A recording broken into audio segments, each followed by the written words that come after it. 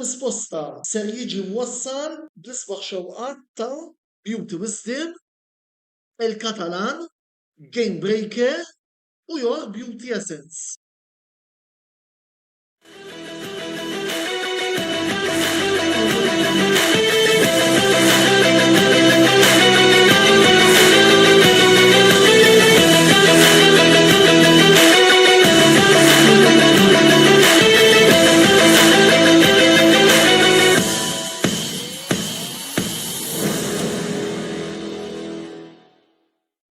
Kuna għabel jisemmilkom jgħatikom merħba 59 program sensiela botta u risposta fejn il-lejla serin natu ħarsa lejn il-naħat isfel tal-klassifika tal-kampjonat BOV Premier, klassifika li tider interessanti ħafna fejn din id-darba għanna fejn inqas minn 600 li qegħdin jiġġieldu għal biex iżommu postom mal-kbar u wara li qabel il-waqfa rajna il-Sirens u Goodyear United li matematikament ġew kundannati għal diviżjoni inferjuri. Issa għandna 600 oħra li qed jiġġieldu għal 4 postijiet fil-kampjonat BOV Premier tal-istaġun li ġej.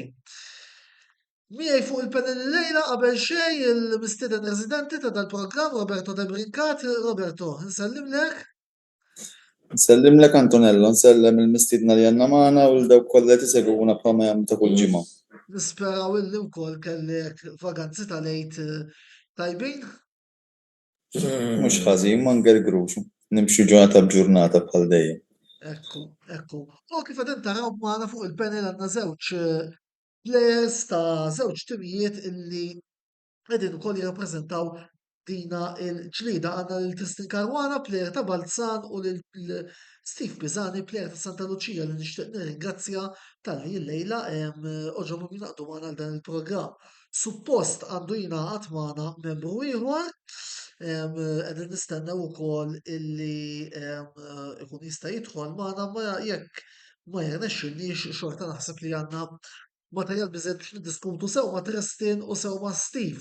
Infakkarkom ukoll li kull min jixtieq jidħol u jgħid tiegħu fuq dak kollu li qegħdin nistaqsu llejla jista' jagħmel dan fis-sezzjoni tal-kummenti illi għandna miftuħa għalikom is-segwaċi tagħna fuq il-live stream tagħna. Infakkarkom ukoll li bħalissa ukoll għaddej xi logħbiet fl-Ingilterra fosthom Liverpool Sheffield United u Chelsea Manchester United li se naġġornawkom ukoll. Grazzi tmur lil Mark Xkembri illi l-lejla ser ikun qiegħed jinformana b'dak kollu illi ser ikun qiegħed jiġri ġewwa l-Ingilterra u wkoll bħas-soltu il-Premier League Darts illi wkoll hemm għaddejjin bħalissa xi aġġornamenti minn Manchester fejn il-lejla hemm il-Premier League Darts Nathan Aspinall 6 Rob Cross 3 waslet ukoll biex tibda t-tieni logħba dik bejn Luke Littler u Michael Van Gerwen. Mela, sa dan it-tat ħarsa ħafifa lejn is-sitwazzjoni illi għandna bħalissa fil-parti li ħad ikkonċernana l-lejla. Hekk kif Darwin Núñez fetaħ l-iskor għal Liverpool kontra Sheffield United, Liverpool wieħed Sheffield United xejn u din is-sitwazzjoni tara il-Gżira United u Nashar Lions bi 28 punt, Balzan 26, Santa Lucia 25, Mosta 23 u Valletta 20. Roberto, forsi tintroduċi naqra s-suġġett ħalli mbagħad nkunu nistgħu ndaħlu l-mistednin tagħna fil-diskussjoni. Kif qed tajjeb inti Antonello, l-kampjonat Premier wasal għall-istadju finali tiegħu fejn kull tim lab 21 logħba. Ovvjament minn barra t-taqtija li għandna r-rett tal-kampjonat bejn Florjana u Hamlin Spartans li mistennija tkun waħda interessanti. Għandna taqtija wkoll aktar interessanti fin-naħat isfel tal-klassifik fejn bażikament apparti Sirens u Goodyear li ovvjament huma maqtwajn mill-kumplament tat-timijiet, għandna timijiet li minħal Balzan sakemm mhux minn Gżira wkoll l-isfel, jiġifieri Gżira, Naxxar Balzan, Santa Lucia, Mosta u Valletta, speċjalment Valletta, sitwazzjoni prekarja għal tim li għex snin glorjużi fil-futbol Malti, ħatkun taqtija mill-aktar interessanti. U ovvjament, wieħed jestenna daw l-aħħar logħbiet biex jara x'eżitu ħajsir f'din in-naħa tal-klassifika li ovvjament tinvolvi dawn it-timijiet li semmejt aktar qabel. Mela, semmejt lil Valletta, situazzjoni fejn dawna 4 snin ilu kienu viċi champions ta' Malta u llum qegħdin f'periklu kbir li jiġu relegati għall-ewwel darba fl-istorja tagħhom, Roberto. Taħseb li ġara biex waslu saw fil-tabelti minn dak li qed nara inti. Mill-aspett estern diffiċli tidentifika x'inhuma l-problemi jew x'inhuma l-kawżi li waslu biex Valletta jinsabu f'din is-sitwazzjoni.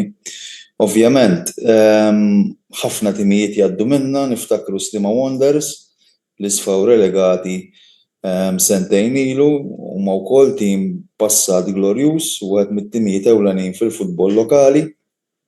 U ħafna timijiet niftakru l-Ħamrun ukoll li ovvjament illum il-ġurnata jinsabu fuq net tal-klassifika u għamlu żmien anke kienu jilagħbu fit-tieni diviżjoni, ġifieri it-timijiet jgħaddu minn ċikli differenti. Ovvjament mill-esperjenza tiegħi u anke bħala bniedem li nsegwi l-logħba tal-futbol nazzarda ngħid li dawn il-fatturi ewlenin ikunu nuqqas ta' ppjanar fit-tul.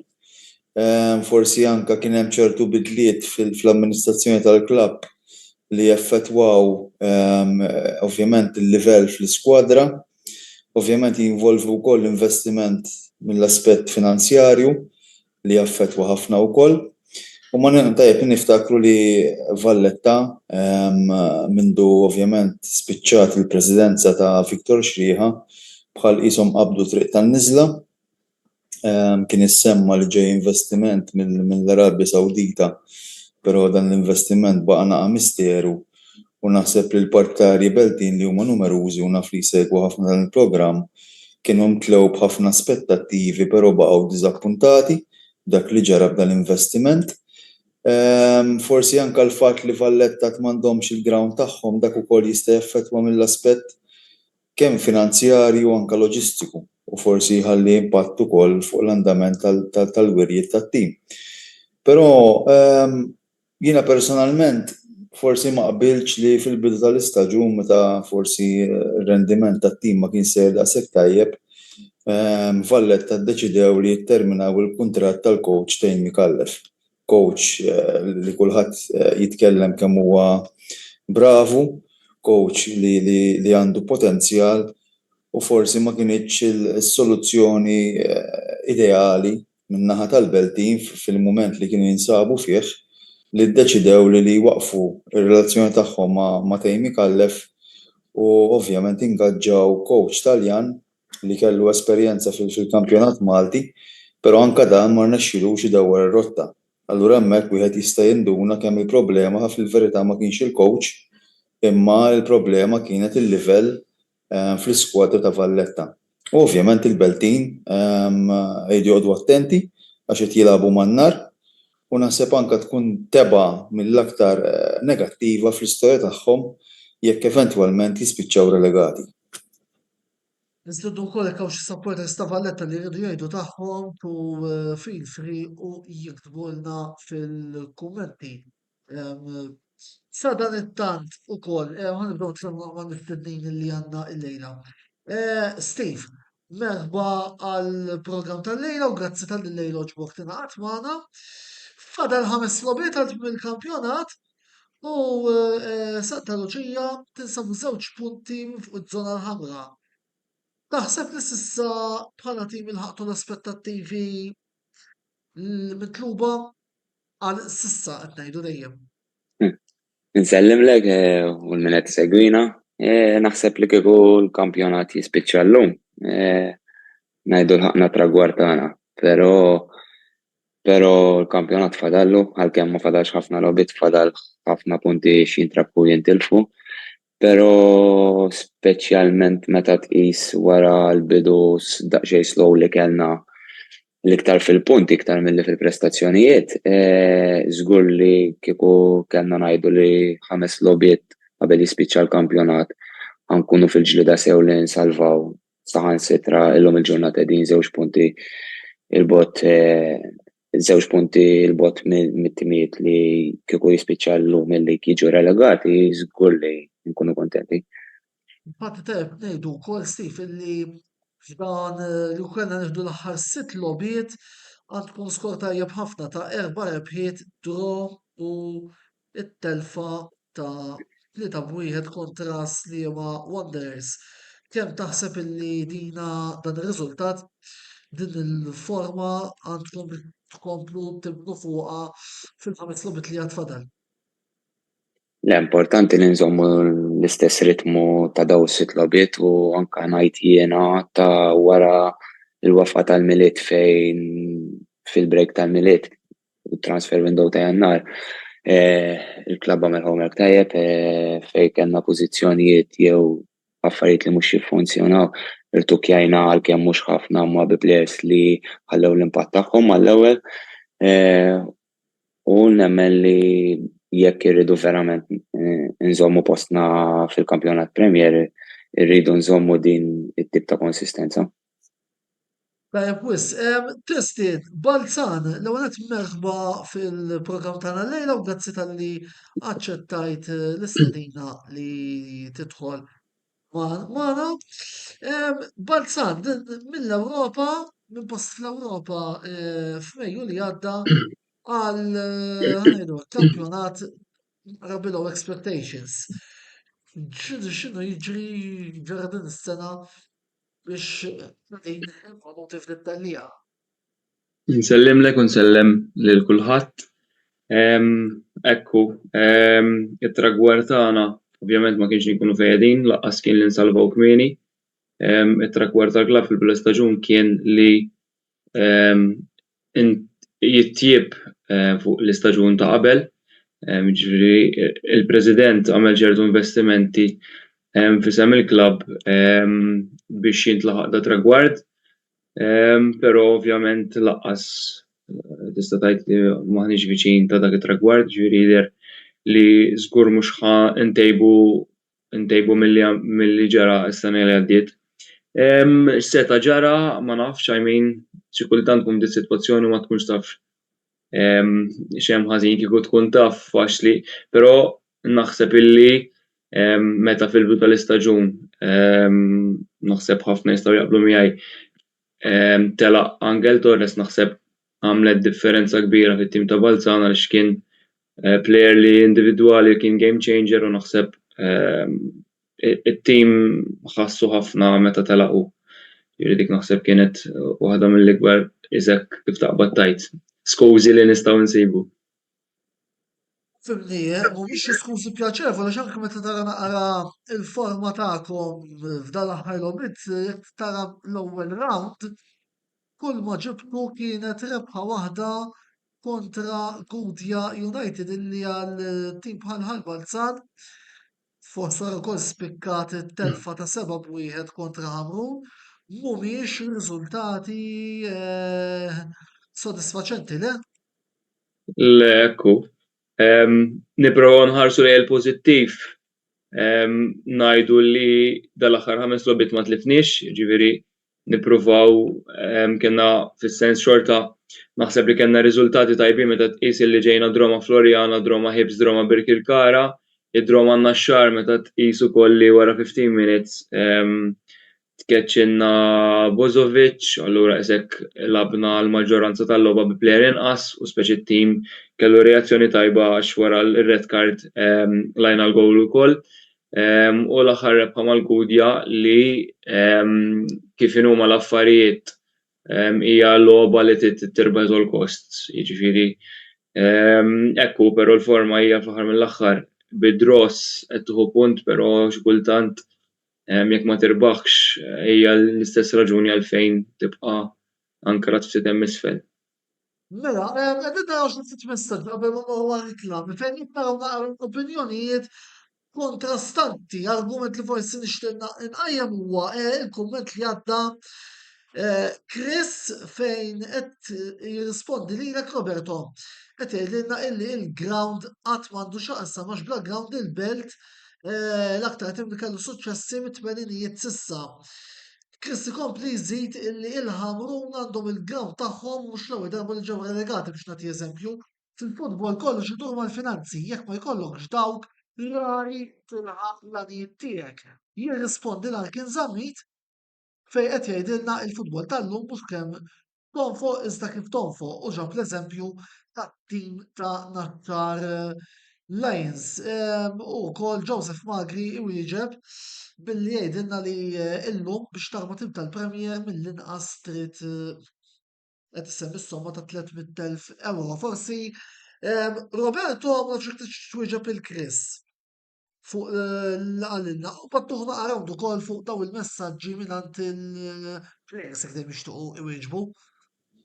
Jiena l-kumment tiegħi meċ li għax ma jkollokx ground tiegħek tisfar legat mhux dak kien l-argument.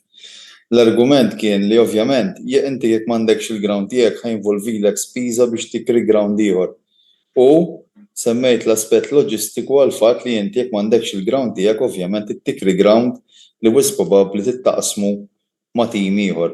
Meta jkollok il-ground tiegħek, coach għal-inqas nitkellem fuq mill-aspett tekniku u tattiku issa sewwa, jekk għandek il-ground tiegħek tista' titrenja dak li tixtieq u tippjana dak li tixtieq.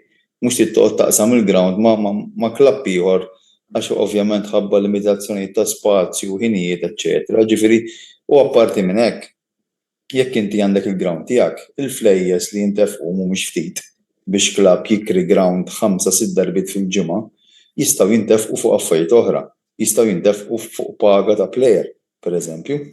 Jiġifieri dak kien l-argument mhux għax ma jkollokx ground ħadd tiġi relegat laqqas xejn. Però ovvjament jekk inti jkollok il-ground tiegħek għandek introjtu finanzjarju ieħor għax ovvjament apparti li qed tiffranka l-flus tal-kirja tista' tikrih lil klabb oħra u hemmhekk għandek dħul dieħel. U dik naħseb anke għal kull klabb Malti li ovvjament kollha nafu l-limitazzjonijiet tal-futbol Malti mill-aspett finanzjarju naħseb hija ta' għajnuna finanzjarja. Iva Kristin tixtieq iżidu xi ħaġa fuq dan l-argument? Bażikament, ovvjament naħseb li jekk ikollok il-ground tiegħek huwa ta' vantaġġ jew ngħidu hekk huwa aktar ta' kumdità, però jillab ma' clubs li kellna l-pitch tagħna u labt ma' clubs li ma kenniex pitch tagħna, ġifieri kultant l-affarijiet ma jibdewx jiffunzjonaw u kif għal Tristan qabel ma jkollok stampa ċara jista' jkunu ħafna affarijiet li mhux dejjem issib is-soluzzjoni. Jiena kont mal-belt, ġifieri sas-sena li għaddiet, il-ħaqt iż-żmien meta semmejtu qabel ġejna t-tieni u meta l-lig waqaf qabel għax ġifieri li kieku kompla l-lig ħadd ma jaf seta' ġara. Ġifieri l-ħaqt iż-żmien is-sabiħ tal-belt u l-ħaqt isu dal-aħħar 3 snin ukoll meta kien hemm l-affarijiet bdew jinbidlu. Issemmit ukoll ftit li jgħidu għax l-investiment u l-flus, jien ma nemminx il-klabb tal-belt fis-sens naqqas, għamxur li naqqas għaliex qabel kien hemm Viktor Xrieħa u Alexander Fenek flimkien li tagħmel differenza. Però m'għandi l-ebda dubju li Alexander Fenek kif issemmit anke fuq l-news ukoll nefaq il-flus investa fit-tim u naħseb illi nefaq iktar minn kemm nefqu ċertu clubs, però ovvjament xi kultant di ġrat meta kont hemm jien inti jkollok plejer li pereżempju sena ta' qabel top scorer tiġi f'daqqa waħda u l-plejer tibda tgħid mhux qed jipperformja u naħseb hija xi ħaġa li sfortunatament kienet qed tiġri u l-istess kif reġa' semma Steve xi kultant ma tkunx isek tista' taqbad tard x'ikun hemm ħażin għax inti jkollok plejer li minn għalik ħaġi plejer ta' dan ħajskurja li 20 gol fis-staġun għax dejjem hekk l-istatistika karriera plejer tajjeb jew dan ħajjagħmel li differenza tiġi dik is-sena u jkollu staġun ħażin u jista' jinsertalek ikollok 5 li jkollhom staġun ħażin u mentri suppost kellhom ikunu dawk il-5 game changers fil-verità spiċċaw players normali li xi kultant huma affarijiet beyond il-klabb, beyond l-investimenti li sfortunatament huma affarijiet li jiġru. Ġifieri narahom jiġru fi clubs kbar madwar id-dinja fl-aħħar mill-aħħar. Mela, fil-fatt ukoll kompli diskussjoni fejn qed jgħidilna darba jitkellem nisri qed jgħidilna jiena fuq finanzjament ngħid bil-program ma jkollokx president saħħtu ħafna finanzjarjament jista' jkollok l-aqwa ground għax inutli li introjtu mill-ground żaw Malta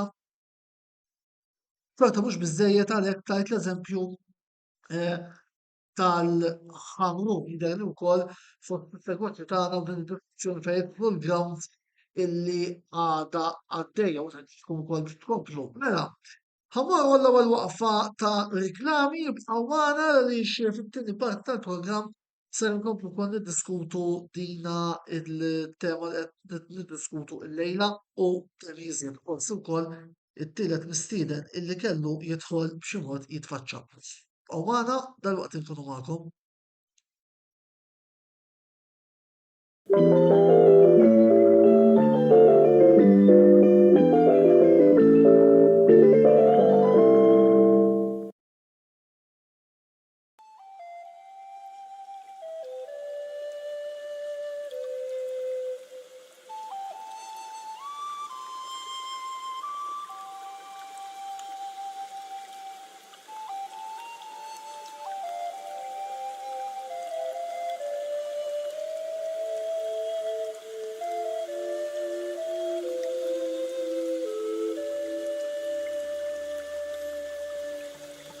Beauty Wisdom tal-Fgura għall-aħjar prodotti u servizzi ta' sbuħija. Żuru wkoll Nails by Xarawna fl-istess stabbiliment għall-aħjar servizz ta' trattament ta' dwiefer.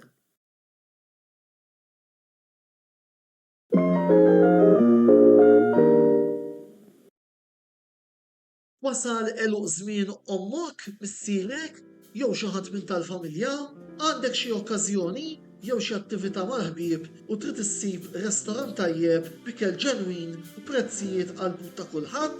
Post wieħed għandek issib El-Katalan tax-Xajra fejn issib għażla vasta ta' pizza, pasta, grills u għaġin f'atmosfera b'element familjari. Għal bookings ċempel fuq 21-800-997 jew żur is-sit tagħna għal iżjed informazzjoni. El-Katalan, ir-ristorant għalik.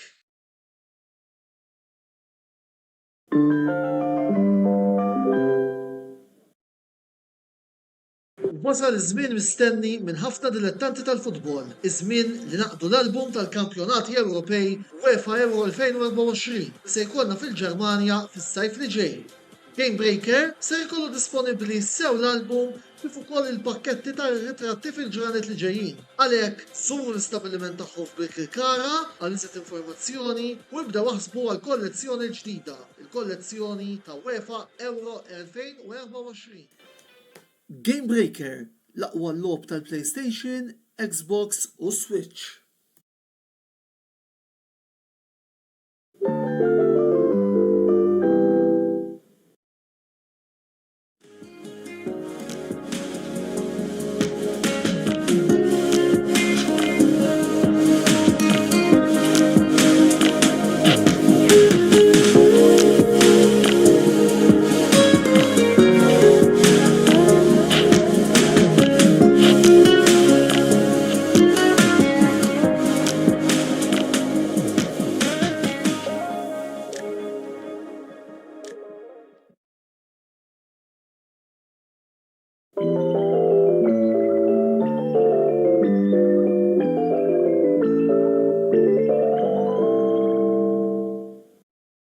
Benvalura għal-programma ta' risposta tal-lejla fejn matulu qegħdin niddiskutu il-sitwazzjoni fejn ħadd isfel tal-klassifika tal-BOV Premier League. Iżjed messaġġi li darba Mark Kembri jifraħlek Steve għal-gowl li għamilt man-Nazzjonal fil-partit li kontra l-Slovenja. U xtaq jistaqsik ukoll kien il-fattur li Santa Luċija ħadtu din l-iżvolta. L-ewwel ħaġa grazzi tal-go, l-ewwel go tiegħi u kuntent ħafna. L-iżvolta għalkemm minn Jannar lem nistgħu ngħidu li bdew ġejjin ir-riżultati, però anke fil-bidu tal-istaġun il-performances mhux dejjem kienu jirriflettu l-ammont ta' punti li kellna, għalkemm fil-verità l-klassifika ma tikdibx, konna xi ħaġa nieqsa. Però x'in wasal il-break tal-miliet ħdimna ħafna fis-sens fejn kulħadd naħseb kien jemmen li konna ġa relegati, naħseb għajna nemmnu, għandna coach fl-opinjoni tiegħi bravo ħafna, jiġifieri anka tista' tgħid huwa tim ġdid anke sakemm iġġeljajna flimkien. Naħseb il-klabb ukoll għamel sforzi ieħor f'Jannar fejn saħħaħ l-iskwadra u naħseb x'intaqgħad daw il-ħafna affarijiet flimkien naħseb qed jaqbad jidher ir-riżultat il-frott ta' dawk l-affarijiet kollha. Sawa wis, mela, grazzi Steve ta' dan l-intervent iżjed messaġġi fuq il-kustjoni tal-finanzi, hija kustjoni illi il-segwaċi tagħna qegħdin isegwu b'interess fil-fatt Kert Rapa qed jaqbel ma' Chris, però tkun bil-għaqal kif tonfoq mhux bla doġġ fis-sens li trid tonfoq fejn hemm bżonn u li tqatt il-waqut illi itik ir-riżultati. U fil-fatt hawnhekk Joseph Magri wkoll jaqbel ma' Kert, però għamlet għajm argument interessanti il-barrani tajni aktar priorità minn Malti fil-futbol lokali. Steve Tristin bħala players jew ex-players tan-nazzjonal. Taqblu ma l-kumment ta' Joseph qabel ma nkomplu diskutu it-termini jmiss. Steve Tristin? Ħanibda jien. Ħankun onest miegħek, xi kultant ikolli naqra mixed feelings fuq għall-ġieli tajt kun hemm barranin li forsi m'għandhomx il-livell u qed jieħdu post Malti li tajt forsi. Imma mbagħad xi kultant sa ċertu punt nara li aħna l-Maltin daqsxejn iridu l-comfort zone fis-sens li hija isbaħ li kieku jiena mori training hemm 3 barranin u m'għandix għalfejn iġġieled tal-posti fis-sens iktar komda, imma naħseb meta jkun hemm il-barranin naħseb żdiedet ħafna iktar il-competition kemm bejn il-Maltin u kemm bejn il-barranin għax fl-aħħar mill-aħħar illum il-ġurnata għalhekk ħafna mill-clubs jużaw 3-4 Maltin fil-pitch qed iżżid ħafna iktar il-kompetizzjoni wkoll bejn il-Maltin u dak li jkun. Nemmen l-iktar ma jkun hemm competition iktar jisterola l-livell, però sfortunatament il-livell tal-barranin hija ċara, mhux kull imkien huwa mhux kull klabb għandu l-barranin li tista' tgħid il-barrani li jiġi jagħmel id-differenza jew il-barrani li hu aħjar minn dak lokali, però ħafna mill-klabbs jgħidu li ħafna barranin huma irħas minn players Maltin. Dik hija xi ħaġa li financially dikjaraw għal-clubs, però mbagħad ovvjament nemmen li tal-itħallas tieħu mhux hekk. Tamet fil-fatt fuq il-livell tal-barranin u kemm huma aċċettabbli qabel ma noħu l-kumment ta' Steve Biżani kien żammit qed jikkritika wkoll il-livell ta' barranin ta' Valletta. Steve, il-kummenti tiegħek qabel ma nkomplu? Eżatt kif għal Tristin fis-sens li hu żgur li żdiedet il-competition. Issa mbagħad sta l-Malti li juri li hu aħjar mill-barrani. Issa ovvjament, eżempju, jiena jekk mhux sejjer żball fil-klabb fejn ilab jien naħseb logħba waħda fejn użajna l-ammont kollu ta' barranin fl-starting line-up.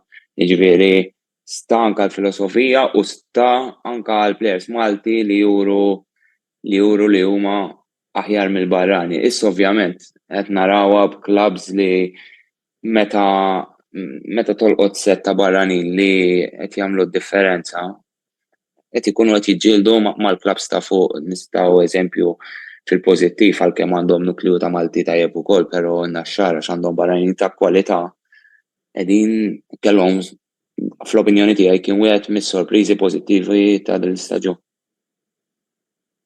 Tajjeb ħafna, mela, inkomplu il-programm tagħna tal-lejla billi issa nerġgħu nagħtu linja lura lil Roberto biex jitkellem naqra fuq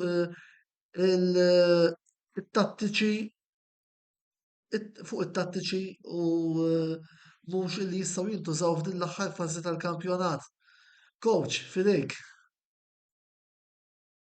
Ex-coach, mhux coach, biex inkunu korretti. Le, ħanuħu spunt minn dal qalu Tristan u Steve. Anke forsi minn xi messaġġi li riċevejna fuq il-fatt tal-barranin. Jiena ovvjament għamilt perjodu twil insegwu l-kampjonat Premier bħala ġurnalist, apparti li kont coach ukoll. U waħda mill-mistoqsijiet li kont nistaqsi kemm li nnifsi u anke lil xi uffiċjali ta' klabs huma l-livell ta' daw il-famużi players barranin. Ovvjament l-ammont ta' players barranin fil-kampjonat Premier iżdied sew, però forsi ma nafx imma kemm minnhom verament jollu l-livell hemm minnhom bħalma semma pereżempju Tristan fuq player li ovvjament telaq il-klabb u nħass ħafna. Però eventwalment daw kollha kemm huma jollu l-livell tal-klabb, kollha kemm huma jollu l-livell tal-futbol Malti, personalment ma naħsibx. Kien hemm ħafna players li matul is-snin li ovvjament spikkaw u lew il-livell tal-klabs rispettivi tagħhom, però ma naħsibx li kollha. U naħseb forsi anke l-klabb mill-aspett finanzjarju għandu jagħmel analiżi ta' daw il-players barranin li ovvjament jimpurtaw lejn pajjiżna u x'return on investment qed ikollhom daw il-players barranin. Għax fl-aħħar mill-aħħar dawn il-players qed jieħdu post players Maltin, players żgħażagħ li għada pitada jistgħu anke jkunu parti mit-tim nazzjonali ta' pajjiżna u naħseb li anke mill-aspett finanzjarju l-klabs għandhom għalfejn jagħmlu analiżi tal-flus li qed jonfqu f'daw il-players barranin. Mill-aspett tattiku, ovvjament issa tidħol il-biża' u l-biża' tfisser li tim jkun aktar kawt, jkun aktar dixxiplinat, aktar organizzat biex ovvjament ma joħroġ mill-ground bideh vojta. U naħseb li f'daw l-aħħar ftit logħbiet li fadal mill-kampjonat, speċjalment għal dawk it-timijiet li qegħdin imdendlin fil-ġlied għar-relegazzjoni, ovvjament ħanaraw logħbiet tattiċi, logħbiet fejn forsi coach joqgħod lura milli jissogra sakemm ma jkollux bżonn rebħa at all cost, biex ovvjament ma jipperikolax il-pożizzjoni tat-tim tiegħu. Ovvjament fil-futbol u mill-aspett ta' coaching ħan nitkellmu hekk dejjem jgħidu l-aħjar difiża hija l-attakk. Però ovvjament nafu wkoll li meta inti tiġi espost mhux tiżbilanċja ruħek biex tattakk għandek aktar ċans li tikkonċedi xi gowl. Allura personalment nipprevedi li ħajkun hemm logħbiet li ħajkunu logħbiet tattiċi ħafna, logħbiet fejn it-timijiet jippruvaw ma jagħtu spazju lil xulxin. U ovvjament imbagħad bħalma jiġi dejjem fil-logħba tal-futbol episodi jseħħu minn aspett differenti kapaċi jkunu determinanti biex jiddeċiedu l-andament tal-logħba lejn li ma naħa tmur. Pues, mela, grazzi Roberto, inkomplu il-temi tal-programm tagħna u tajjeb ukoll ngħidulkom li fuq wassetilna wkoll aħbar bil-produzzjoni illi kellu jattendi għal dan il-programm rappreżentant minn Valletta illi sfortunatament xi raġuni għażel li ma jitfaċċax. Jaħasra wkoll għax aħna nippruvaw semminu sew tip tal-produzzjoni nagħmlu li nistgħu nagħtu spazju lil kulħadd iżda mhux kulħadd fil-mument tas-no iwieġeb għal sejħa li nagħmlu aħna biex ovvjament ikolna programmi wkoll dejjem iktar varjati u dejjem iktar interessanti biss għandna il-Steve u lil Tristan illi nistgħu wkoll inkomplu niddibattu magħhom. U tnej plejers li għandkom esperjenza fl-ogħla livelli tal-karriera tagħkom ukoll, kemm taħsbu li din l-esperjenza tista' tgħin lill-klabb rispettiv tagħkom din it-tellieqa ħarxa biex iżommu postkom mal-kbar fl-istaġun li ġej.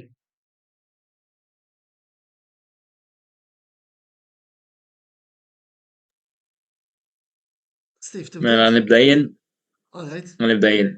L-esperjenza ovvjament jgħin ħafna għaliex issa baqa ftit lob u sakemm verament tkun salf ħajkunu lob kollha ta' ħafna pressjoni. Ovvjament għax ħadd ma jrid jaqa', it-taqtija hija diffiċli it-timijiet meta tqis li t-timijiet kollha li hemm huma kollha timijiet tajbin. Allura naħseb illi l-esperjenza tgħinek li personalment naħseb jien ngħid għalija xorta kalm, jiġifieri mhux għax ħadd tiġi l-logħba ħankun xi daqsxejn iktar eċitat mis-soltu hekk jiġifieri illum il-ġurnata li labt iktar minn kważi 350 logħba fil-Premier naħseb hija biżżejjed biex iżżommni kalm u xorta żommni konfidenti biex nilgħab il-logħba daqs li kieku logħba normali. U naħseb ukoll forsi dik il-kalma dik il-personalità turi waqt il-logħba tista' timmotiva iktar il-sħabek u jgħidu isma' għalfejn għandi forsi nibża jien jew nkun naqra over excited jew iktar pressure meta nara xi ħadd illi fl-aħħar mill-aħħar huwa kalm huwa konfidenti li ħanilqu tragward. Ġifieri naħseb l-esperjenza tgħallem ħafna speċjalment f'dawn il-logħbiet kruċjali. Steve? Le, ovvjament kif għal Tristina f'daw il-momenti dejjem speċjalment il-plejers żgħar kemm meta konna żgħar aħna u tiġi xi logħba importanti dejjem tħares lejn il-plejers li għandhom iktar esperjenza u forsi ġa għaddew minn tip ta' logħbiet bħal daw jew l-istess logħbiet ta' importanza, jiġifieri żgur daw il-plejers huma importanti, nemmen li fit-tim tagħna forsi huma ftit iktar importanti għax għandna nukleu kbir ta' plejers żgħar li għalkemm għadhom żgħar fl-età werew s'issa li huma plejers maturi ħafna. Jiġifieri qed jikhandiljaw is-sitwazzjoni tajjeb ħafna, jiġifieri għalkemm daw il-plejers ta' esperjenza kif tkellimna huma importanti ħafna, però tiġi wkoll anke s-saħħa tat-tim, jiġifieri aħna nistgħu ngħinu, nistgħu nagħmlu biċċa tagħna jew forsi nistgħu ngħinu ftit iktar dawk il-plejers forsi li tagħmel ftit iktar bihom il-logħba, però fl-aħħar mill-aħħar nemmen li tkun ukoll is-saħħa tat-tim. Aġġornament minn ġewwa Stamford Bridge, Chelsea wieħed Manchester United xejn, Conor Gallagher jiftaħ l-iskor wara 4 minuti. Chelsea wieħed Manchester United xejn. Il-logħba l-oħra bejn Liverpool u Sheffield United daħlu fil-ħin tal-mistrieħ ir-Reds minn fuq gol ta' Darwin Núñez wara 17 il-minuta. Domanda oħra lill-plejers tagħna llum mingħand Chris fejn xtaq jistaqsihom x'taħsbu dwar il-format il-ġdid tal-kampjonat illi hemm is-sena d-dieħla. Vera qed niddevjaw ftit mis-suġġett ukoll ma naħseb hija domanda interessanti ħafna. Volli Steve, tista' Ibda Steve. darba. Ħanibda darba jek. Le, onestament, ġifieri ma tantx kelli ċans naħseb fuq il-format il-ġdid fis-sens dis-sena l-kampjonat huwa kampjonat li laqas qed jitina ċans naħsbu f'żewġ logħbiet oħra, dejjem il-logħba li jmiss. Però jista' jkun kampjonat differenti, irridu naraw, jien personalment nemmen li timijiet joqsu, però ma kontx jien personali ma kontx immur għal format ta' jisu żewġ kampjonati, imma ovvjament jien plejer xogħli huwa li nilab u daw l-affarijiet jiddeċidihom minn għandu jiddeċidihom.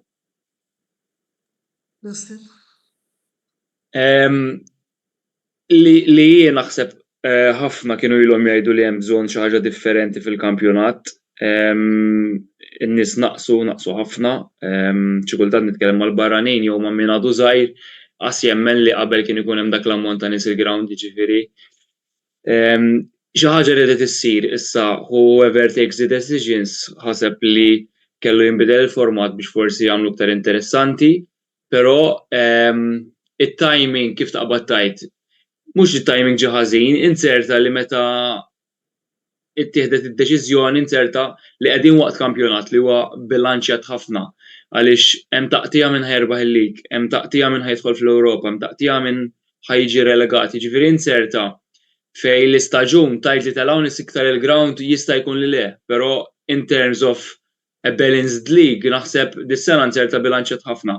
Però ovvjament anything li tagħmel ġdid unless li dippruva mhux ħatkun taf qatt. Jista' jkun illum jiena rajt ħafna kummenti u titkellem ma' nies ħafna minn nies ma jaqblux miegħu il-kampjonat, però fl-aħħar mill-aħħar jista' jiġi implementat is-sena d-dieħla u ngħidu dik kienet l-aqwa deċiżjoni qatt ittieħdet fil-futbol. Jista' jkun li tkun l-agħar deċiżjoni, però tgħidli it's a risk, fl-aħħar mill-aħħar tirriskja li qed tipprova lig ġdid veru, però kulħadd kien jgħid li kien hemm bżonn li ssir xi ħaġa hopefully għall-ġid tal-futbol Malti biex tkompli tattira anke kif kulħadd isemmi financially iktar investituri lejn il-futbol li fl-aħħar mill-aħħar mingħajr dak tip ta' investituri il-futbol diffiċli jkompli. Ħafna. Mela, niddiskutu ftit issa ir-rivali l-oħra li għandkom f'din il-battalja li huma Mosta, Naxxar u għalfejn forsi nistgħu nispandu wkoll fuq Gżira u Valletta. Meta taraw daw it-timijiet ikkumparati mat-timijiet rispettivi tagħkom, kif qegħdin tarawhom? Nkun dak li rajtu meta labtu kontrihom stess. Kristin.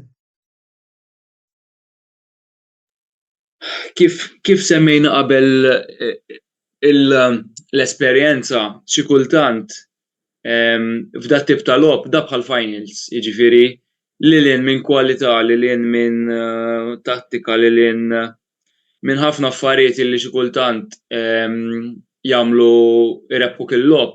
Meta tkun logħba daqshekk is-set this point, daqshekk deċisivi, xi kultant hija min irid l-iktar jirbaħ, fis-sens naħseb huma logħbiet ta' qalb, logħbiet li min irid jirbaħ l-iktar il-logħba jirbaħ, jiġifieri at this point naħseb min jirnexxielu jqum l-okkażjoni ma jħallix il-pressure tiegħu u litteralment jagħti kollox biex make sure li jsalva kemm jista' jkun malajr jirbaħ il-logħbiet rispettivi tiegħu naħseb huma kruċjali. Kif qed it-timijiet huma bilanċjati x'naħseb aħna Santa Lucia aħna rbaħna l-round huma rebħulna t-tieni round, ġifieri huma t-timijiet li qegħdin f'din iż-żona fis-sens naħseb huma bilanċjati ħafna, aħna ġejna draw mal-Belt, irbaħna lil Mosta, Naxxar kellna telfa' u draw, jiġifieri Gżira irbaħna waħda u draw, jiġifieri t-timijiet kollha li qegħdin f'dik iż-żona huma naħseb kulħadd kellu kważi riżultati bilanċjati, ġifieri fl-aħħar ħaniġu assjunno kif tkellimna li min vera jrid jirbaħ fis-sens li jagħti l-maximum tiegħu mbagħad hemmhekk naħseb tollu torbot. Steve? Eżatt kif qal Tristan meta tara sittimijiet daqshekk ġo xulxin li kull weekend jinbidlu. Jekk terbaħ logħba jaf toħroġ miż-żona l-ħamra jekk titlef logħba jaf tidħol fiż-żona ħamra. Dak juri bilanċ u m'aħniex qed ngħidu hekk wara 4 logħbiet jew 5 logħbiet, ġifieri qed ngħidu hekk 5 logħbiet qabel ma jispiċċa l-kampjonat. Ġifieri nemmen li mill-Belt għal Gżira jew Naxxar minn hemm l-ewwel minnhom għax qegħdin bl-istess punti nemmen li hemm bilanċ kbir. U ħafna logħbiet jiġu deċiżi bi skor minimu u b'episodji, ġifieri il-bilanċ f'dik il-bracket tal-kampjonat huwa wieħed kbir. Pues, Roberto, kummenti konklusivi qabel ma mmorru għall-riklami min-naħa tiegħek? Jiena naqbel ma dak li qalu kemm Steve u kemm Tristan, jiġifieri hija fażi kruċjali u tal-kampjonat, hija fażi fejn tidħol il-pressjoni, hija fażi fejn tidħol il-biża'. Ovvjament hawnhekk għandna magħna żewġ players li għandhom esperjenza, tnejn li huma labu man-nazzjonali, ġifieri, però mhux kull tim għandu dat tip ta' nukleu ta' players, ġifieri players li jkollhom ċertu esperjenza kapaċi jħendiljaw dawn it-tip ta' logħbiet b'mod aktar kalm, aktar tranquill, però ovvjament imbagħad għandna players li forsi għadhom żgħażagħ, għadhom qed jitrawmu ruhom fil-ewwel livell tal-Kampjonat Malti u għalihom dawn it-tip ta' logħbiet kapaċi joħolqu ċertu livell ta' eċitament li eventwalment kapaċi anke jaffettwa r-rendiment tagħhom fuq il-pitch. Però ovvjament naqbel ma' Steve kif qed l-ewwel ħajkunu logħbiet li ovvjament ħajkunu ħansejqulhom hekk magħluqin tattikament u ovvjament jiġu deċiżi b'episodi differenti li kapaċi ovvjament jieħdu l-logħba lejn naħja oħra. Grazzi Roberto, mmorru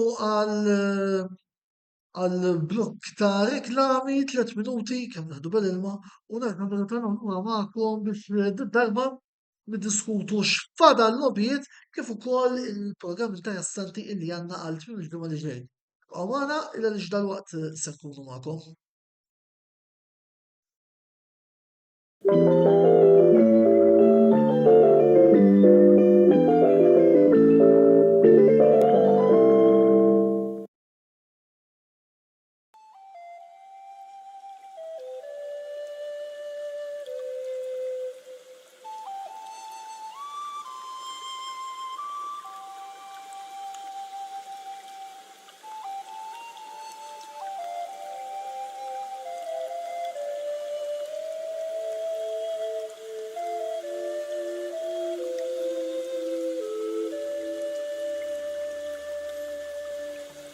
Beauty Wisdom tal-Fgura għall-aħjar prodotti u servizzi ta' sbuħija.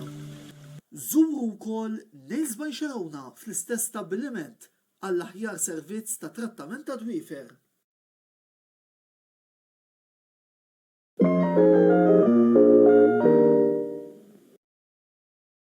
Wasal eluq żmien ommok missierek jew xi ħadd minn tal-familja, għandek xi okkażjoni jew xi attività mal-ħbieb u trid issib restorant tajjeb b'ikel ġenwin u prezzijiet qalbu ta' kulħadd, post wieħed għandek issib El-Katalan tax-Xajra fejn issib għażla vasta ta' pizza, pasta, grills u għaġin f'atmosfera b'element familjari.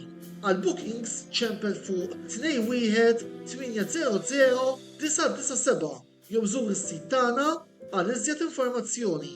El-Katalan, ir-ristorant għalik.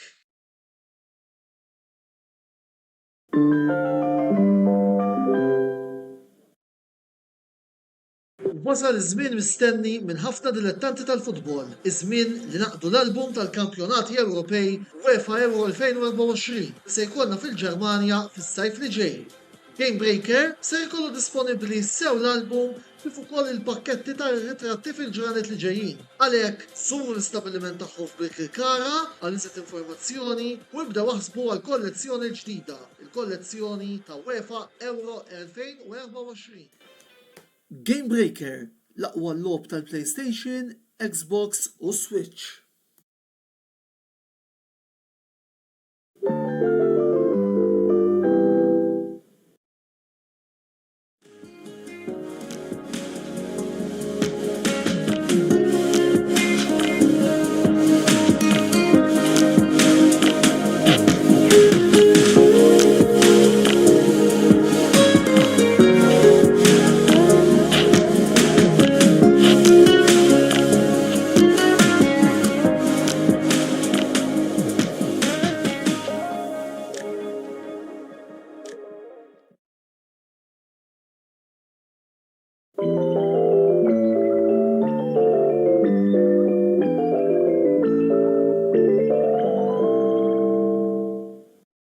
Merħba lura t-tielet parti tal-programm Botta u Risposta fejn il-lejla flimkien miegħi Antonello Abela u mal-mistieden residenti Roberto De Brincat tanna lil Steve Pisani, plejer ta' Santa Lucia u Tristan Karwana, plejer ta' Balzani li magħhom qegħdin niddiskutu il-sitwazzjoni fin-naħa t'isfel tal-kampjonat BOV Premier. Infakrukom ukoll illi għal min li jintervjeni maħna jista' jagħmel dan fis-sezzjoni tal-kummenti illi għanna miftuħa għalikom ma' din il-live stream. Cole Palmer jirdoppja l-iskora l-Chelsea minn penalty sa dan it-tant Chelsea 2, Manchester United 2. Il-tim ta' Erik Ten Hag jitlef logħba oħra, qed minn taħt f'logħba oħra, imma s-sadaħ fuq hekk ikellmukom għada il-YouTubers f'8.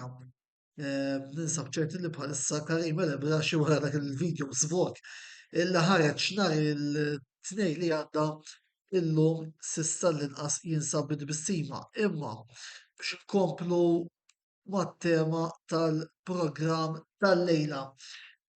Nitlob lil-panel, speċjalment il-Roberto, ħanurikom 5 grafiċi issa fejn fihom ser naraw 6 grafiċi tim jonqsu jilab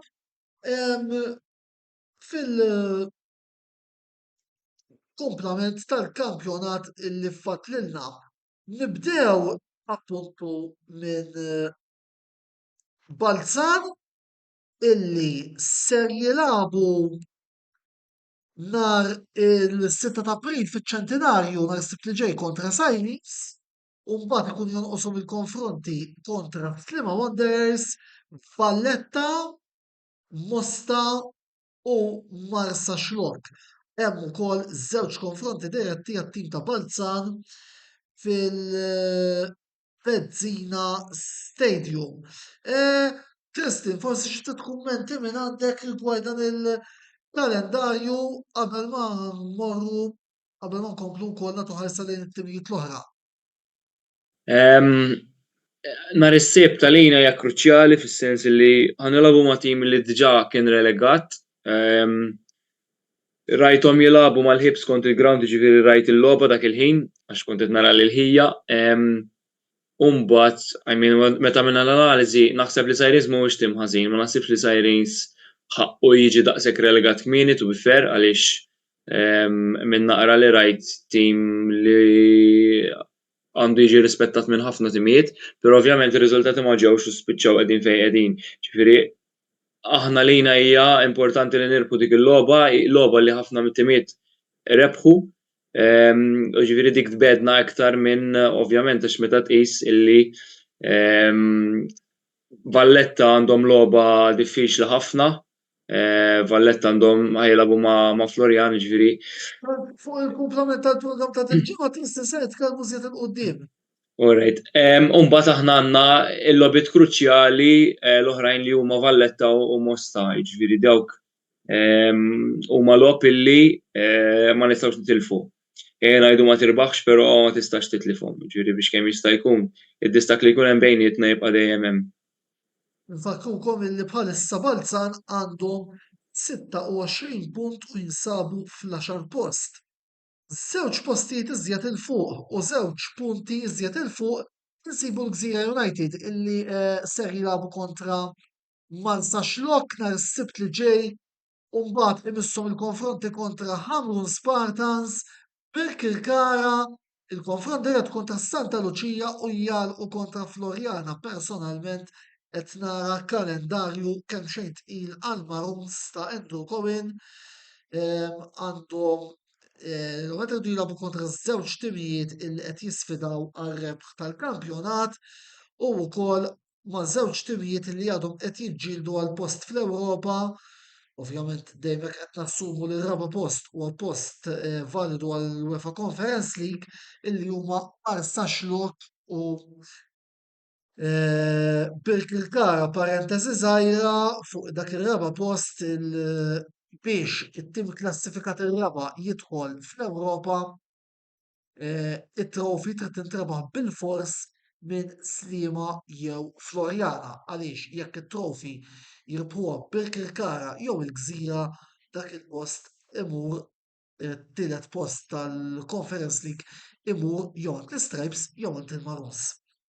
Naraw issa Mosta x'fadlilhom nhar il-Ħadd kontra Santa Lucia u mbagħad imisshom kontra Floriana, Hibernians, Balzan u l-aħħar ġurnata id-derby kontra Nashar Lions li kapaċi jkun kif jgħidu Taljani un derbi għal Cardiopalma. Ma nafx hekk Roberto trid tgħaddi xi kummenti fuq dan il-kalendarju ta' Mosta li qegħdin naraw.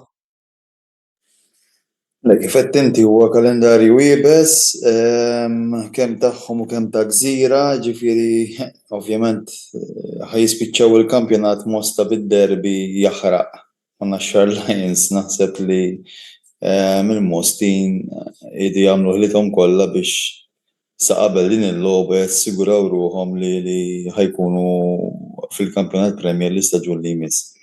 Għax ovvjament għal Naxxar qed tinżel għasel jekk f'każ ta' rebħa min-naħa tagħhom u Mosta ovvjament ikunu fil-periklu li jiġu relegati. Ġifieri naħseb Mosta jridu jagħmlu minn kollox biex kemm jista' jkun jiġu għal din il-logħba mhux bil-periklu li jiġu relegati. Nafu wkoll kemm dan huwa derbi jaħraq minn dak li rajna iżjed kmieni matul dan l-istaġun meta stedinna l-Ultras ta' Mosta u ta' Naxxar Boldiri nista' ngħidilkom illi kellna fuq sempliċement programm ta' preview madwar 1500 view ta' dan ukoll nixtieq nirringrazzjaw lilkom is-segwaċi illi kuljum issegwu mhux biss botta u risposta imma l-programmi kollha illi noħorġu tista' tgħid ta' kuljum. Inkomplu naraw naqra l-kalendarju ta' timijiet li għad Naxxar Lions, Puglia United, Sirens, Slima Wanderers, u mbagħad it-tlet konfronti diretti kontra Valletta u Mosta. Naħseb illi m'għandniex ħafna nżidu fuq dawna il-konfronti għajr illi naħseb nazzarda ngħid illi Naxxar potenzjalment għandhom l-aħfef kalendarju minn dawk li rajna. Għandek il-Puglia u s-Sirens li kważi ġew relegati, Slima Wanderers jaf ikunu ġo ċerti minn post fl-Ewropa, jiġifieri nistgħu wkoll inkomplu naraw naqra kemm timijiet u jekk qed nimxu b'ordni rigorosament alfabetika t-tim li jmiss huwa Santa Lucia. Santa Lucia li nhar il-ħadd jilagħbu mal-Mosta u mbagħad nhar il-ġimgħa jkollhom il-konfront kontra Santa Lucia, anzi kontra Marsa Xlok, skużawni, Samrun Spartans, Gżira United u Birkirkara. Steve, konna qed nitkellmu fuq dan il-kalendarju ftit qabel ma bdejna l-programm. Ma tant qed naraħ kalendarju faċli jiena. Meta tqissi fadlilkom mal-Ħamrun, fadlilkom żewġ konfronti diretti u tridu tilagħbu ma' ġiex timijiet illi potenzjalment iridu qed jiġġieldu għal post fl-Ewropa. Ovvjament, dal-istadju kif jagħti il-kampjonat huwa żiem hemm l-ebda partita faċli għax kulħadd qed jiġġieled xi ħaġa. Ovvjament lejn tagħna huwa naħsbu logħba nippruvaw kemm jista' jkun niġbru punti fid-diretti u tipprova tisraq punti il ta' fuq, jiġifieri, u titlob li tkun għamilt biżżejjed punti. L-aħħar mhux l-inqas il-kalendarju ta' Valletta illi huwa wieħed interessanti il għaliex nhar is-Sibt għandhom id-derbi kontra Florjana, il-ġimgħa ta' wara u mbagħad għandhom il-konfront kontra ir-rivali l-oħra Hibernians, Valletta Balzan, Naxxar Valletta u Valletta Puglia United huma l-logħbiet illi it-tim Belti jonqsu jilab. Ħanajdu hekk, meta Valletta bħalissa qegħdin il-12 punt u qegħdin 5 punti il-bogħod mis-salvazzjoni. Issa naħseb li kollox jiddependi x'se jagħmlu fiż-żewġ logħbiet li ġejjin anke fid-dawl tal-fatt illi Santa Lucia u Mosta għandhom il-konfront dirett ukoll u mbagħad Mosta jmissa ma' Florjana u Santa Lucia jmissa ma' Marsa Xlok għalkemm ukoll hemm żewġ konfronti diretti kontra Balzan u Naxxar li naħseb iktar huma kapaċi jkunu deċiżivi. Forsi Roberto kumment minn naħa tiegħek qabel xejn fuq il-kalendarju tal-Belt ħanibdew pass pass. Huwa kalendarju mhux daqshekk faċli, jiġifieri ovvjament il-logħba kontra Florjana bħalma l-ewwel tkellimna fuq id-derbi Mostana x-Xahar, id-derbi Florjana Valletta nafu kemm jinħass. Din is-sena iż-żewġ timijiet letteralment qalbu l-andament tagħhom fejn is-soltu ovvjament Valletta jkunu fin-naħa ta' fuq u forsi Florjana kienu jkunu aktar l-isfel din is-sena din bil-kontra. Ovvjament Florjana għandhom żewġ għanijiet mill-logħba ta' dan it-tmiem il-ġimgħa. Qabel ma nkomplu fuq il-programm ta' tmiem il-ġimgħa, forsi niddiskutu naqbel sal-kalendarju tal-Belt Robert issa nitkellmu fuq logħbit ta' tmiem il-ġimgħa.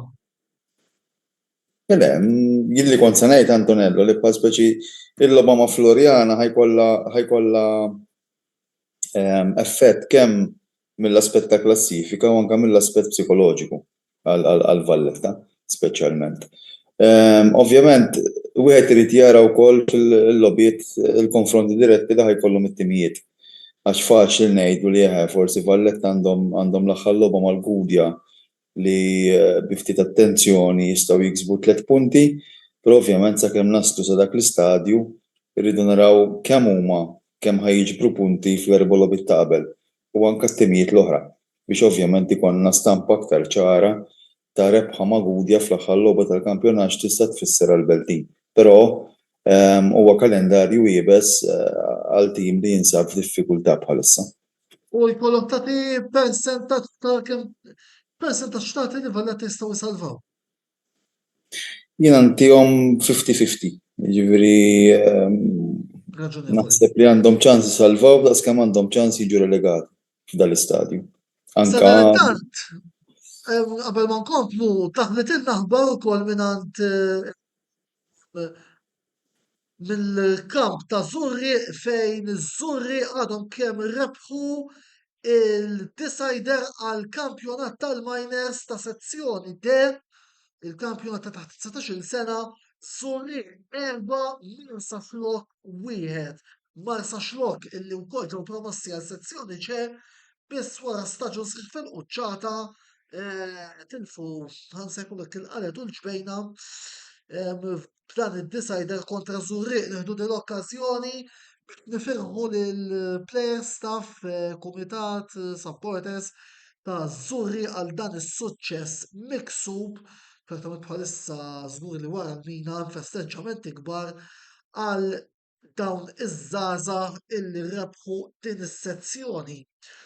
U ħasra llum kellna wkoll qed insemmu l-kampjonat taż-żgħażagħ ħasra li wkoll stidinna rappreżentant mit-tim ta' Valletta u ma setax jattendi għal dan il-programm xi raġuni baqa' m'għadex għaliex taqt inqajjem ukoll punt illi ħanqajjem ma' Roberto qed jafu l-kampjonat taż-żgħażagħ biss hemm dak il-kalendarju li rrid inkompli nitkellem fuqu sewma Stipu sewma Tristin. Valletta jinsabu viċin li jirbħu sezzjoni A ta' żgħażagħ imma is-sitwazzjoni fil-kampjonat dik li ma taħsibx li inti kont il-coach ta' Valletta. Kont tieħu riskju tipprova iddaħħal xi plejer minn dawn li qed imorru tajjeb fil-kampjonat tal-kategorija? Jiena nemmen ħafna biż-żgħażagħ, ġifieri waħda mill-affarijiet mill-kunċetti li dejjem emment fiha kienet li plejer li għandu talent u għandu potenzjal, irrispettivament mill-età li għandu, jekk huwa kapaċi jolli l-livell tat-tim, tal-ewwel tim, kont inti ċans. Ovvjament issa mhuwiex il-mument li l-coach ta' Valletta jagħti ċans lil dawn iż-żgħażagħ. Għax kif tkellimna l-ewwel, ovvjament hemm fatturi differenti li jaffettwaw il-prestazzjonijiet tagħhom. Però naħseb li Valletta jiġri x'jiġri f'dawn l-aħħar 5 logħbiet tal-kampjonat għall-istaġun li ġej għandhom jikkunsidraw bis-serjetà li jaqbdu nukleu ta' players mit-tim tal-miners tagħhom u tuhom spazju fl-ewwel tim. Speċjalment jiġifieri jekk jiġu relegati, għax jekk jiġu relegati naħseb huwa loġiku li l-klabb ta' Valletta għandu jibbaża parti mill-nukleu tal-iskwadra tiegħu fuq żgħażagħ li ovvjament huma parti mill-klabb u forsi waħda mill-affarijiet u nieqafgħu fuq dal-punt, Antonello.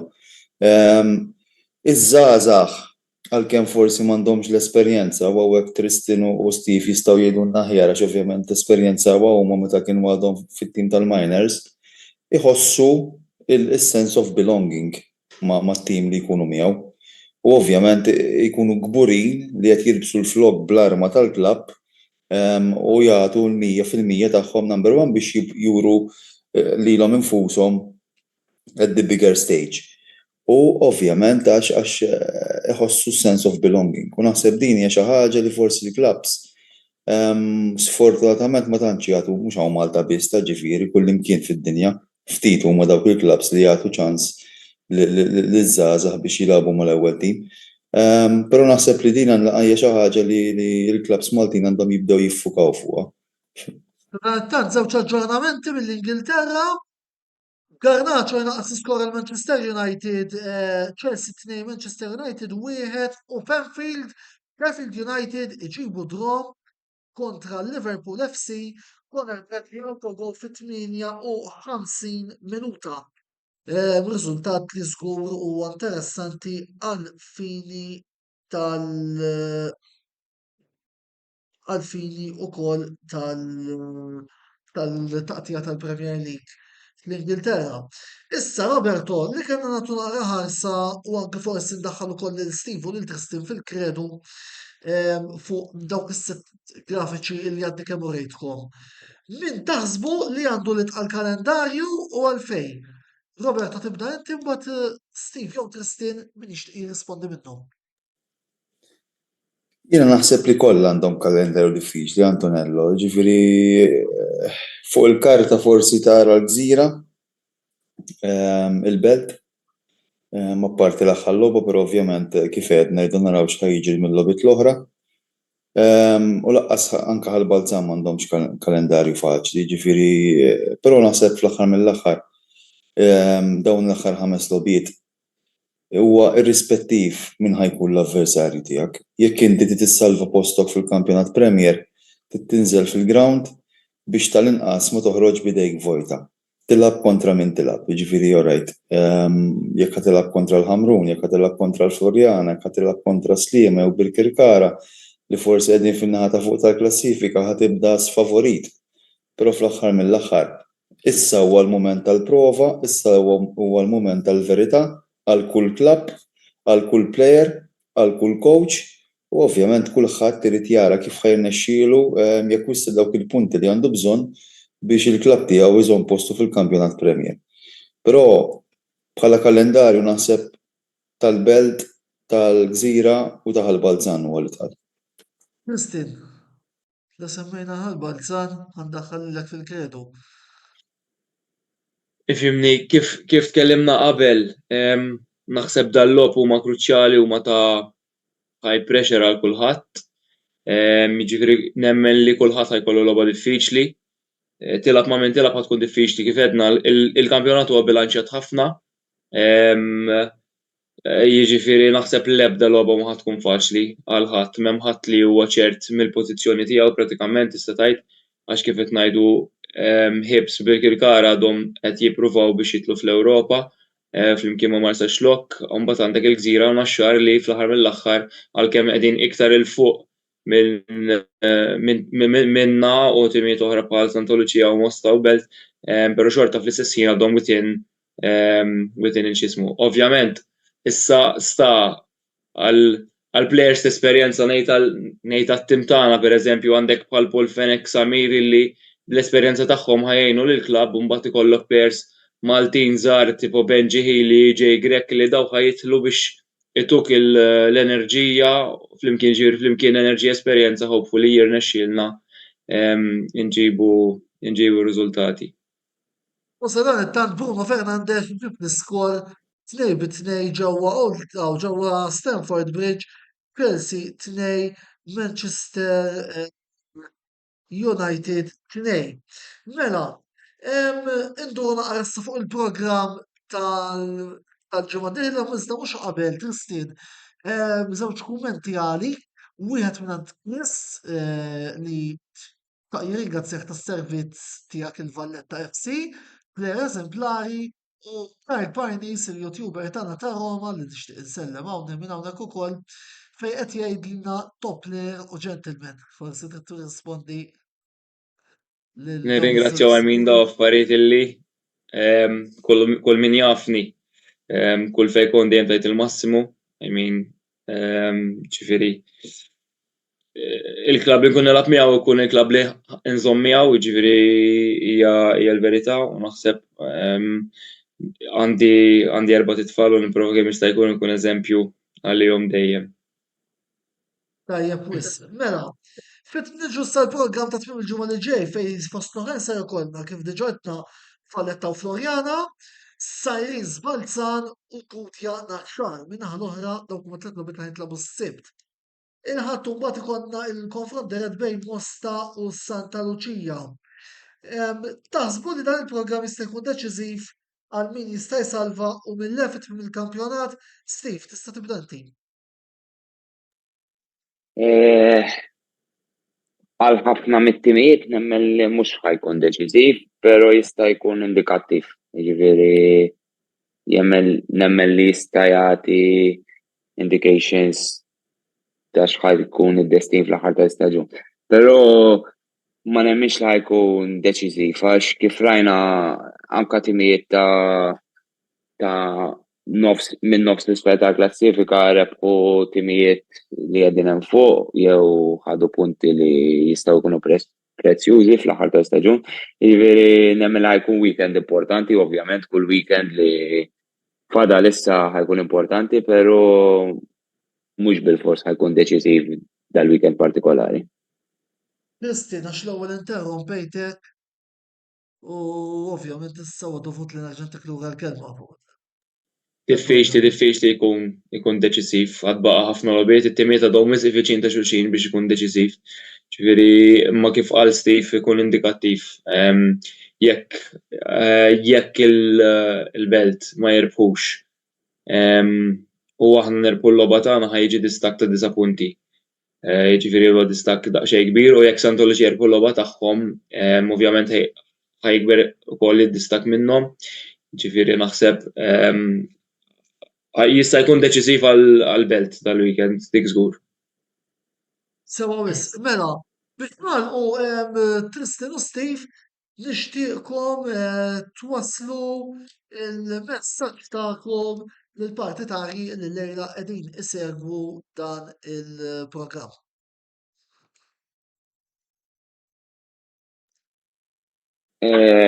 Bażikament kif tkellimna daw logħbiet close li kollox jista' jagħmel differenza, ġifieri anke s-support anke li jkunu warajna wara t-tim ikunu 12 plejer u għalkemm Santa Lucia mhux raħal kbir, però n-nies li hemm huma verament appassjonati lejn il-logħba tal-futbol u lejn il-klabb ta' Santa Lucia, ħaġa li ma kontx qed nistenna u kont sorpriż u m'għandix dubju li daw il-5 logħbiet ħajkunu qed jgħixuhom viċin.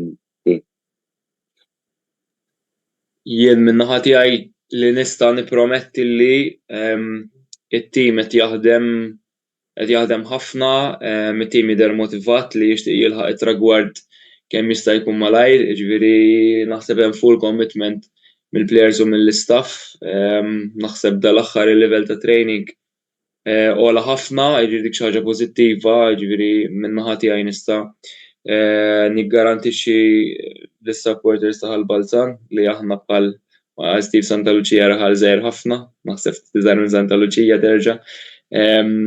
Jiġifieri I'm sure li se jkun hemm maximum effort minn kulħadd biex kemm jista' jkun kif qed qabel nilqu tragward tagħna kemm jista' jkun malajr.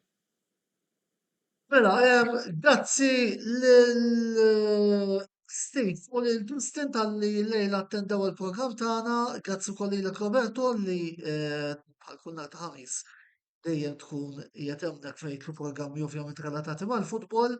Grazzi wkoll lill-sponsors tagħna li huma Beauty Wisdom, il-Catalan, Game Breaker u Your Beauty Essence. Nħeġġukom biex tkomplu tużaw is-servizzi ta' dawna il-prodotti u stabilimenti għaliex indirettament tkunu qed tgħinu lilna nkomplu ntellaw iżjed programmi ta' level. Infakrukom ukoll illi dan il-programm jekk forsi lħaqtu issa minn hawn ftit ieħor se jkun disponibbli fuq il-YouTube channel tagħna il-Kamra Sportiva għal daqstant tinsewx tafsu subscribe ħalli ma titilfu xejn mill-kontenuti illi noħorġu tista' tgħid ta' kuljum.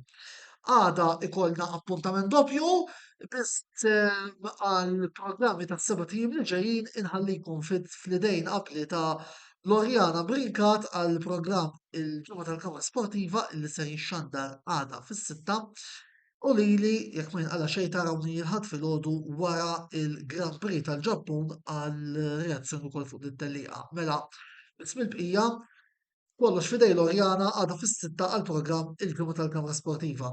Botta risposta jirritorna fil-25 ta' April fejn qegħdin nippjanaw li nagħmlu intervista naqra interessanti. Nisperaw illi għamilna stedina, nisperaw li dina tiġi aċċettata. Fuq hekk tkunu tafu iżjed il-qudiem. Lejli tajjeb u ħudu ħsieb.